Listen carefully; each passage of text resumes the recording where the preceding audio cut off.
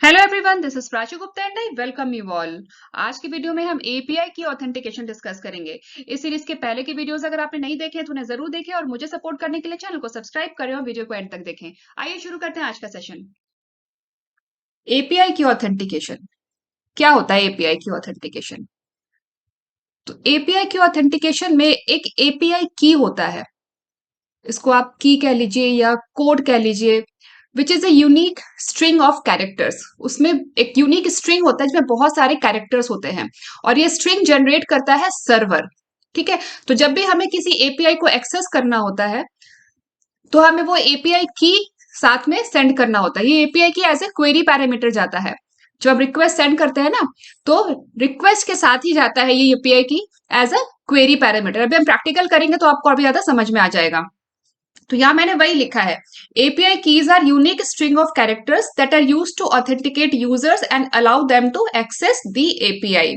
This key is generated by the server and provided to client. तो ये जो API की है ये सर्वर जनरेट करके क्लाइंट को देता है, और जब क्लाइंट को एक्सेस करना होता है एपीआई, तो क्लाइंट क्या करता है, उस एपीआई क्यू को रिक्वेस्ट के साथ as a query parameter send करता है। ठीक है, the client then sends the key along with each request to the server, and the server uses it to identify the user and authorize their access to the resource। ठीक है, तो I hope आपको समझ आ गया कि API की authentication क्या होता है, एपीआई की क्या होता है। एक स्ट्रिंग होता है, एक यूनिक स्ट्रिंग होता है। ठीक है, तो जब हम उस की को प्रोवाइड करते हैं सर्वर को रिक्वेस्ट के साथ, तो सर्वर उस की को देख करके क्लाइंट को आइडेंटिफाई करता है और फिर उसको ऑथराइज करता है रिसोर्स को एक्सेस करने के लिए, तभी उसका ऑथेंटिकेशन होता है एपीआई की यूज करके। ठीक है, अब इसको हम प्रैक्टिकली समझते हैं। तो ऐसा करते हैं, प्रैक्टिकल के लिए हम पहले हम एक्लिप्स आईडी ओपन कर लेते हैं। तो ये रहा मेरे डेस्कटॉप पे एक्लिप्स आईडी का आइकन, मैंने इस पे डबल क्लिक किया और यहाँ वर्क स्पेस सेलेक्ट कर लिया। ये डिफॉल्ट वर्क स्पेस है मेरा, मैंने इसको ही सेलेक्ट किया और मैंने यहाँ पे लॉन्च पे क्लिक कर दिया।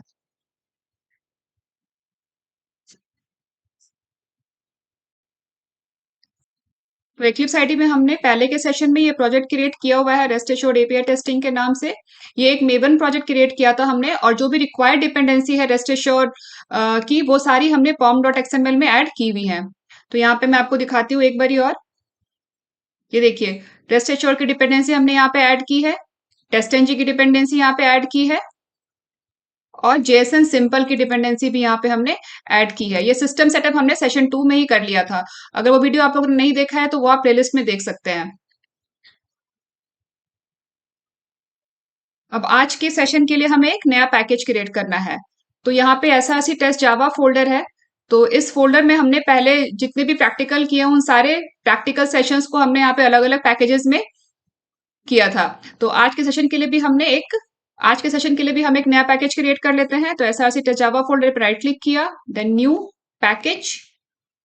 यहाँ दे देते हैं पैकेज का नाम सेशन 10, क्योंकि आज हमारा 10th सेशन है, एंड फिनिश।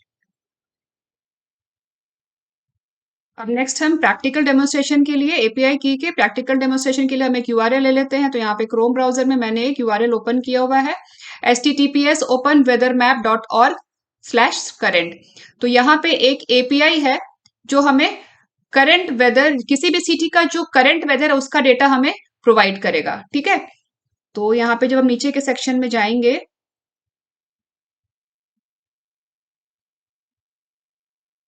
तो ये है एपीआई कॉल।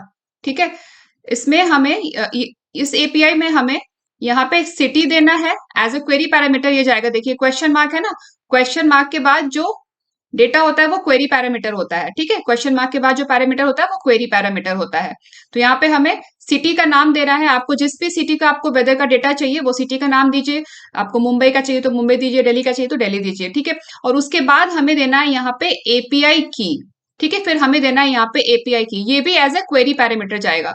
तो इस एपीआई में दो क्वेरी पैरामीटर है, एक है सिटी नेम और दूसरा है एपीआई की। ठीक है, तो ये है एपीआई कॉल, इस तरीके से हमें कॉल करना है। तो इसको हम एज इट इज कॉपी कर लेंगे। और अभी मैं आपको बताती हूँ पहले कि यहाँ पे आपको एपीआई की कैसे मिलेगा।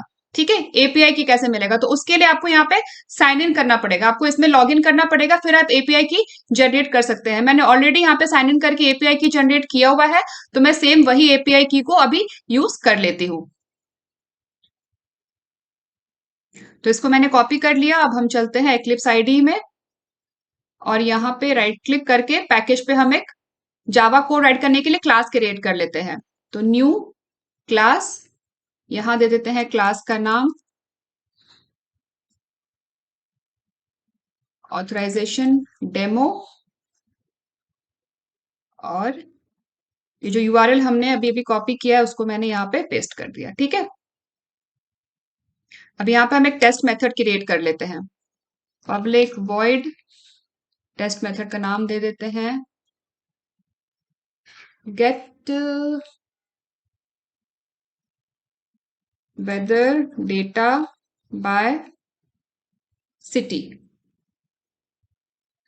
ठीक है, और ये जो मेथड हमने क्रिएट किया है ये है एक टेस्ट मेथड। तो यहाँ पे इसके ऊपर @टेस्ट एनोटेशन, जिससे कि टेस्ट एनजी को पता चले कि ये एक टेस्ट मेथड है, इसको एज अ टेस्ट एग्जीक्यूट करना है।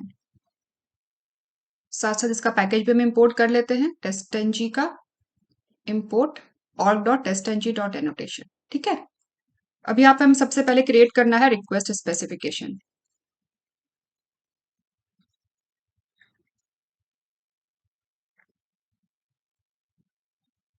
रिक्वेस्ट स्पेसिफिकेशन,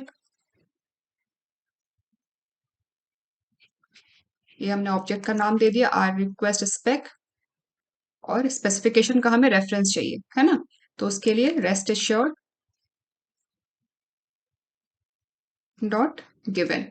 ये गिवन मेथड हमें रिक्वेस्ट स्पेसिफिकेशन का रेफरेंस रिटर्न करेगा। ठीक है, उसको हम रिक्वेस्ट स्पेक ऑब्जेक्ट में हम स्टोर कर लेंगे, और साथ साथ इसका पैकेज भी हम इंपोर्ट कर लेते हैं, और लास्ट में यहाँ पे सेमीकोलन भी आएगा। अब इसके बाद हमारे पास गिवन में क्या क्या है। गिवन में हमारे पास है क्वेरी पैरामीटर, जिसमें हमें सिटी का नाम देना है, और सिटी का नाम देना है और हमें एपीआई की देना है। ठीक है, तो उसके लिए हमारे यहाँ पे क्या स्टेटमेंट होगा, क्वेरी पैरामीटर कैसे देते हैं, request spec dot query param, और यहाँ आएगा पैरामीटर का नाम। तो यहां से हम ले लेते हैं नाम, नाम है सिटी नेम, पैरामीटर का नाम है सिटी नेम। ये मैंने यहाँ से यहाँ पे डबल कोट्स में कॉपी कर दिया, पेस्ट कर दिया, और फिर आएगा यहाँ पे सिटी की वैल्यू। तो यहाँ पे हम ले लेते हैं दिल्ली। ठीक है, ये हमारा पहला पैरामीटर हो गया। सिटी नेम ये हमारा पहला पैरामीटर हो गया। अब आएगा दूसरा पैरामीटर ऐप आईडी। तो यहाँ पे इसी में आगे यहाँ पे सेमीकोलन नहीं डालेंगे, डॉट अपेंड कर देंगे दूसरा क्वेरी पैरामीटर। पैरामीटर का नाम हो गया ऐप आईडी, और यहाँ पे हम देंगे हमारा एपीआई की। तो एपीआई की कैसे जनरेट करना मैं आप लोगों को वो एक बार बता देती हूँ, वो आपको कैसे मिलेगा एपीआई की। तो जब आप इस वेबसाइट पे आप लॉगिन करेंगे तो आपको ये पेज ओपन होगा। ठीक है, लॉगिन के बाद आपको ऐसा पेज ओपन होगा। तो यहाँ पे आपको एपीआई कीज इस सेक्शन पे आपको इस लिंक पे आपको क्लिक करना है, एपीआई कीज इस लिंक पे क्लिक करना है। जैसे ही आप इस लिंक पे क्लिक करेंगे आपको ये पेज ओपन होगा, यहाँ पे आपको आपका एपीआई की मिल जाएगा। ठीक है, तो यहाँ से आप एक एपीआई की यहाँ से आप कॉपी कर लेंगे, यहाँ पे पूरा आपको स्ट्रिंग ऑफ कैरेक्टर मिलेगा ये। तो आप इस की को कॉपी करके आप यूज कर सकते हैं एपीआई की ऑथेंटिकेशन के लिए। अब यहाँ पे ये एपीआई की देने के बाद हमें यहाँ पे गेट रिक्वेस्ट परफॉर्म करना है। तो हमारा स्टेटमेंट हो जाएगा रिक्वेस्ट स्पेसिफिकेशन का ऑब्जेक्ट डॉट गेट। ये गेट मेथड हमने यहाँ पे कॉल कर लिया गेट रिक्वेस्ट को परफॉर्म करने के लिए, गेट रिक्वेस्ट सेंड करने के लिए, और ये हमें रिटर्न करेगा एक रिस्पॉन्स। तो यहाँ पे सेमीकोलन ऐड कर देते हैं, और ये स्टेटमेंट हमें एक रिस्पॉन्स रिटर्न करेगा, उसको हम रिस्पॉन्स ऑब्जेक्ट में स्टोर कर लेते हैं। तो ये स्टेटमेंट जो भी रिस्पॉन्स रिटर्न करेगा हमने उसको रिस्पॉन्स ऑब्जेक्ट में स्टोर कर लिया। तो रिस्पॉन्स को प्रिंट करने के लिए हमने पहले के सेशन में कोड राइट किया था, मैं वहीं से कॉपी कर लेती हूँ। Sorry।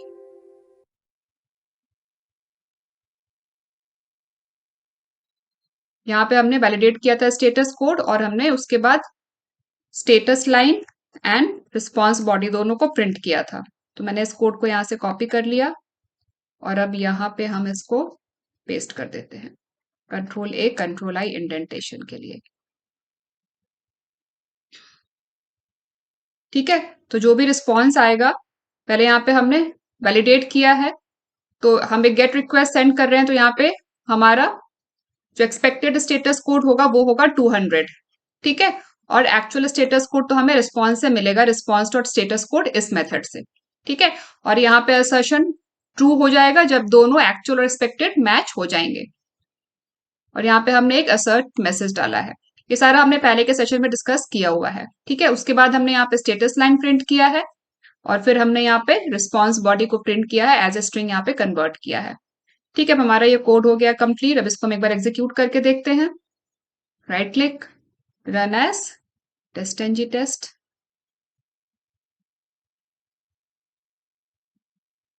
और यहाँ पे आया है एक फेलियर, तो देख लेते हैं फेलियर क्यों आया है।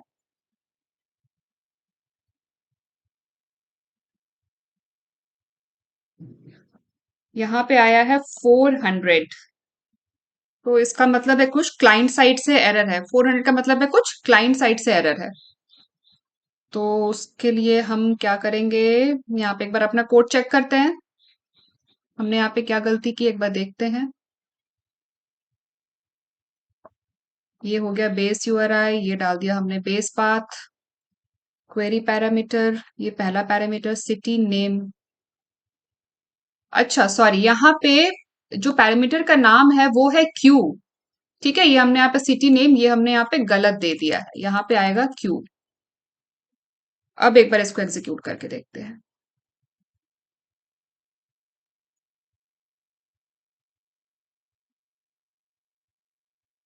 अभी ये पास हो गया। वो हमने यहाँ पे पैरामीटर का नाम गलत दिया था। यहाँ पे ये क्यू है ना, ये हो गया पैरामीटर का नाम, और यहाँ पे हमें सिटी का नाम देना था, वैल्यू देना था। ठीक है। तो ये हो गया पैरामीटर का नाम, और यहाँ हमने वैल्यू दे दिया दिल्ली। और अभी हमारा ये टेस्ट केस पास हो गया है। तो यहाँ पे हमें स्टेटस लाइन मिल गया, हमने प्रिंट कर लिया। और ये रही रिस्पॉन्स बॉडी। ठीक है। देखिए दिल्ली का लैट लॉन्ग, ये सारा जो भी डेटा था यहाँ पे वो सारा मिल गया हमें। ठीक है। वेदर डिटेल यहाँ पे हमारा प्रिंट हो गया, ये रहा टेम्परेचर। तो जो भी इंफॉर्मेशन मिलना था वो सारा यहाँ पे हमें मिल गया रिस्पॉन्स बॉडी में। ठीक है। तो इस तरीके से हम एपीआई की यूज करते हैं। अगर हम ये एपीआई की प्रोवाइड नहीं करेंगे तो हमें ये डेटा नहीं मिलेगा, है ना। अगर हम ये एपीआई की प्रोवाइड नहीं करेंगे तो ये डेटा हमें नहीं मिलेगा। या एपीआई की अगर गलत हो जाएगा, फॉर एग्जाम्पल मान लीजिए मैंने यहाँ पे कुछ रैंडम स्ट्रिंग एक ऐड कर दिया, तो ये एपीआई की गलत हो जाएगा, तो तब भी हमें ये डेटा नहीं मिलेगा, तब भी यहाँ पे एरर आएगा। देखिए टेस्ट केस हमारा फेल हो गया ना। अब एक बार हम देखते हैं इधर, ये देखिए 401, तब भी यहाँ पे एरर आया है। और ये 401 एरर कोड होता है अनऑथराइज्ड एक्सेस का। ठीक है। क्योंकि हमने यहाँ पे गलत एपीआई की दिया है, इसीलिए हमें ये 401 अनऑथराइज्ड एक्सेस का एरर आया है। तो आई होप आप लोगों को समझ आया होगा कि एपीआई की ऑथेंटिकेशन हम कैसे करते हैं। तो आज के सेशन में बस इतना ही। मिलते हैं नेक्स्ट सेशन में नए टॉपिक के साथ। अगर आप लोगों को वीडियो पसंद आया तो वीडियो को लाइक करें, ज्यादा से ज्यादा शेयर करें, चैनल को सब्सक्राइब करें, और बेल आइकन दबाना ना भूलें। Thanks for watching.